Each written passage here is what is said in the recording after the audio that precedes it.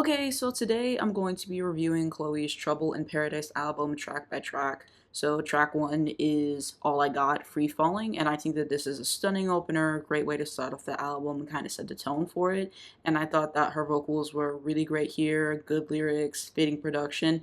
I did not like the ending. I get that that was supposed to be a transition for the second track, but man, I think it just should have been at the start of the next song. You know, it just kind of messes up the flow of it, but I liked it as an opener otherwise. Track two is Might As Well, and this is featuring Ty Dolla $ign. I think that this is a good song overall. She's just saying, like, I might as well move on to somebody else, basically. And I feel like there was a little bit too much autotune or melodyne maybe on the song. You know, that's kind of what I was getting from it, at least, with the vocal production there. But, you know, overall, I thought it had a nice pocket to it, impressive vocals and the layerings. I like the feature on it. I like the production. Track three is Boy Bye. Now, this was a single. It was, and I remember liking it whenever I first heard it. And so she's basically just saying, like, I'm done with you in this situation. I'm not even gonna cry about it. It's not really worth my energy. I thought it had a cool production to it. Like, I absolutely love the guitars on the song. I thought the vocal was great, catchy, definitely one of my favorites on the album. Basically, about the song, she said, Boy Bye is an anthem for anyone who needs to get rid of someone toxic and draining from their life. It's liberating and free. That's how it feels to finally let go of dead weight that's been keeping you down. Instead of being sad about releasing what's not good for me, I celebrate it. Now on to track four, Redemption. I feel like it doesn't really start cooking until the pre-chorus for the song, and then once she gets in that pocket, it does improve. I like the second half of the song, but I'm pretty sure that this is the one that was like super short and like needed a little bit more time probably, but I think that it was good for what it was. Now on to track five, Temporarily Single. So at the beginning she has this interpolation, I believe, Tyrese lately. I thought that that was really cool. I thought she ate this song overall. I really liked the pre-chorus on here. The bridge was really great, and I liked how she slowed it down towards the end. Definitely going to be another favorite for me on this album. I just thought it was exquisite from beginning to end. Track six is Rose, and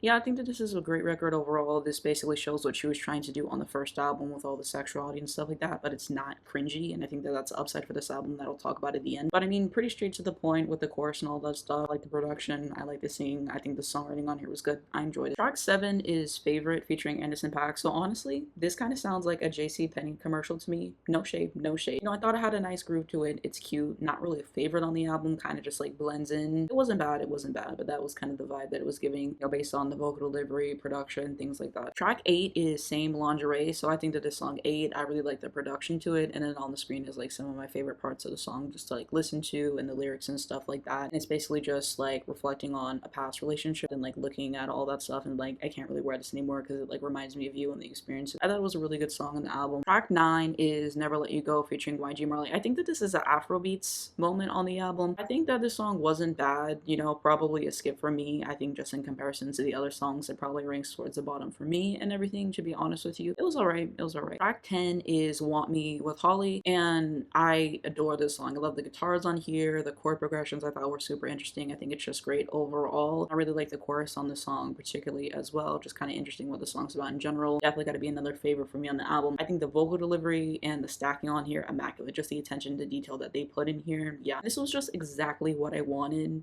like for both of them to like do a song together again, and this just makes me want the next Chloe Halle album even more. And the vocals at the ending part, yeah, they're taking it. On the song, Chloe says, it's weird because it's almost like I wrote the song for two without knowing it. I was talking to one of my engineers and she was telling me about this guy and how into her he was, and I was sharing a similar story. I was like, but am I that much into him? Why is it that the ones we want don't want us like this? I immediately wrote it down in my notes and the song itself in like 5 minutes. I got in my sister's head and was like, okay, what is going on in her life right now? We both have our own lives. She's a mom now. We're both traveling. We're constantly passing each other in the sky. And I was like, sis, we're going to be in New York at the same time. I'd love for you to be on the record. It just felt like old times. So glad we got this on the album. So glad we got this on the album.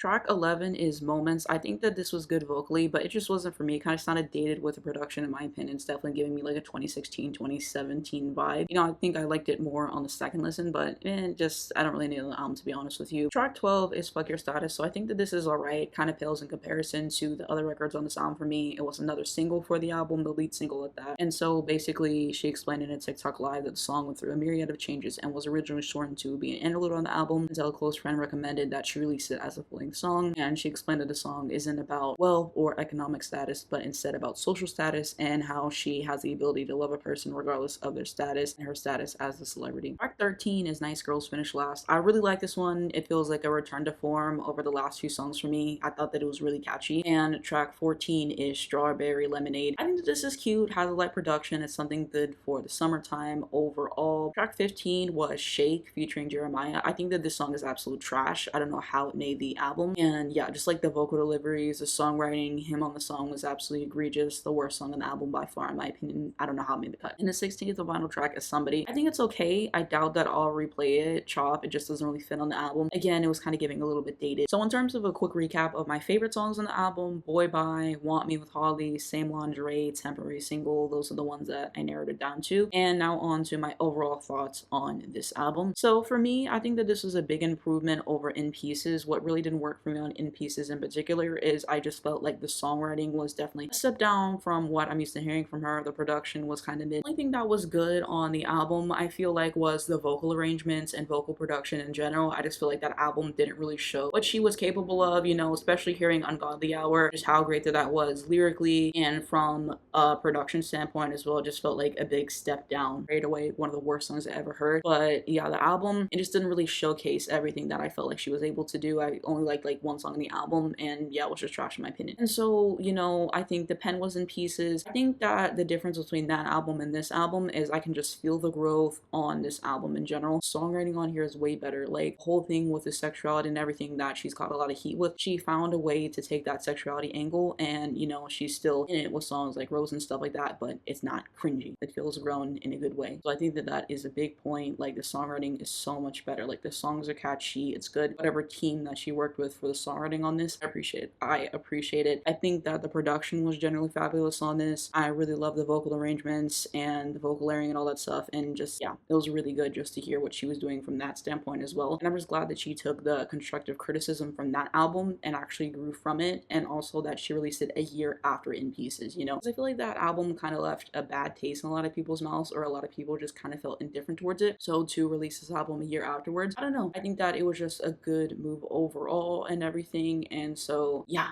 I really like this album. You know, this is definitely going to be one of my favorite releases of the year, and I'm just glad because this, it just feels right. You know, like, this is what I was really hoping for within Pieces, and she was able to bounce back, and so I'm happy with it. I'm happy with it. I think that we got some good gems here overall. I do think that the first half of the album is stronger than the back half. I do think that it kind of like weakens out toward the end, if I'm going to be honest with you, but this album is a good like 7, 8 out of 10 in my opinion, at least, and I would definitely recommend it if you haven't listened to it already. For those who didn't like In Pieces like myself, give this a try. Give this a try. You know, if you like Chlöe and Halle, if you like Chlöe in general, I think you should definitely give it a try. And so yeah, that is going to be my track by track review of Chlöe's album Trouble in Paradise. Let me know what you guys think down below in the comments though. Did you agree with me? Did you disagree with me? What are your favorite songs on the album? What are your thoughts on the album? Did you like the album? Did you not? Is it going to be one of your favorite albums of this year? If you have any analysis just in terms of the lyrics, the vocal production, like anything, I would definitely love to hear about it because it's something that's really interesting to me. That is going to be it with this video. Thank you guys so much for watching it. I really do appreciate it. And so if you did enjoy it, give it a like below. It helps me out a lot to algorithm. I very much appreciate it. You can also subscribe if you would like to see more videos like this. I really wanted to do more album reviews this year, and so I think I'm going to review Lotto's album in a few days. I wanted to do this one first, and so definitely subscribe if you would like to see more and me talking about music, album reviews, album discussions, stuff like that. That's what I really love to do on this channel. Hit the bell, you'll get a notification when I post and not miss when any video comes out. The first link down below in the description is going to be my second channel. Now I do a lot of shorter form content on there. I'm still talking about the music industry. Like, I just recently posted a video and I was kind of talking about, is cultural impact necessarily important? I was talking about albums that I feel like had cultural impact. What even is that? And albums I feel like didn't have cultural impact, and kind of the whole conversation on there. I talked about Katy Perry versus Lady Gaga, who had the better song, and Applause versus Roar, who was the better artist overall. And then there was this post I saw on Twitter, and it was just asking which new generation pop girl is gonna like be the biggest in the next 5 years. I shared my favorite songs produced by Pharrell and Timbaland and much more. So that's typically what I do over there. Every single day I post a video, and I have not missed a day to share. I'm very proud of that, but but I do other stuff. Like Dance Moms is one of my favorite shows of all time, so I got plenty of videos on that. I talk about the WNBA sometimes, the NFL sometimes. I've done tier lists. Like I just talk about whatever I want, and I upload every single day. So if you want to see more shorter form content and just more content from me in general about whatever, then definitely subscribe to that channel. That'll be the first link below. And then I'm also going to have some social media. So I do have Twitter, Instagram, Spotify, TikTok, and Airbuds if you'd like to follow me on there. And also Free Palestine, making sure that we educate ourselves on the situation. And make sure you register to vote. I'll be voting for Kamala this upcoming November. Thank you so much for watching this video, and I'll see you in the next one.